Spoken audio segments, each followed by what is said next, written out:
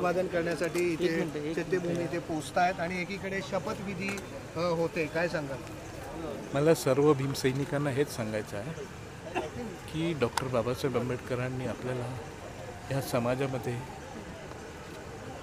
स्वतंत्रपणे आणि चांगलं जगण्याचा मार्ग दाखवला आहे आणि आपलं संविधान दिलं आहे देशाला आणि संविधान कुठेतरी संपण्याचं काम चालू आहे. त्यामुळे आपण सर्व लोकांनी संविधान वाचवण्यासाठी एकत्र येणं गरजेचं आहे आणि बाबासाहेबांचं संविधान आपण सगळ्यांनी म्हणून वाचवायचं हाच मी संदेश देतो सगळ्यांना. हो, लाखो भीम अनुयायी इथे पोहोचतायत.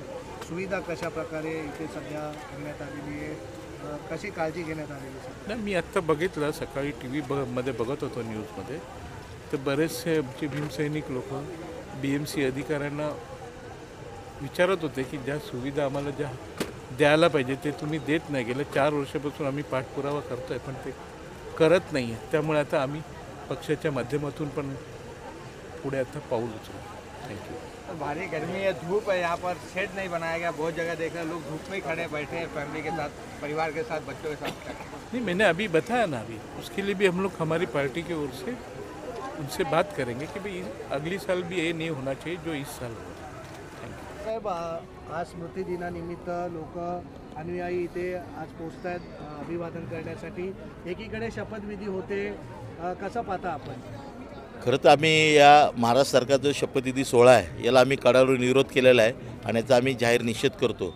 आम्ही पूर्ण पक्षाच्या वतीने महाराष्ट्रभर सर्व जिल्ह्यामध्ये याचे निवेदन दिलेले आहेत आणि आम्ही मागणी केली होती की महाराष्ट्र शासनाने शपथविधी सोहळा हा त्यांचा 6 डिसेंबरनंतर कधीही त्यांनी आयोजित करावा. 6 डिसेंबर, 5 डिसेंबर आणि 4 डिसेंबर याच्यामध्ये देशातील लाखो अनुयायी डॉक्टर बाबासाहेब आंबेडकरांना अभिवादन करण्यासाठी येत असतात आणि शोक व्यक्त करत असतात. आमच्या दुःखावर कुठंतरी मीठ चोळायचं काम हे मनोवादी जातीवादी सरकार करत असून जाणीवपूर्वक 5 डिसेंबर हा त्यांनी निवडलेला आहे म्हणून आम्ही त्याचा जाहीर निषेध करतो.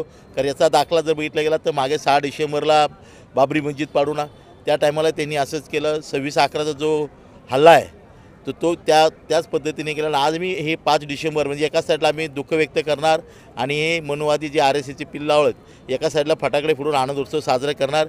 या घटनेचा रिपब्लिकन पार्टी ऑफ इंडिया हे राष्ट्रीय अध्यक्ष दीपक भाऊ निकाळजे यांच्या पक्षाच्या वतीने आम्ही जाहीर निषेध करतो. जय भीम, धन्यवाद.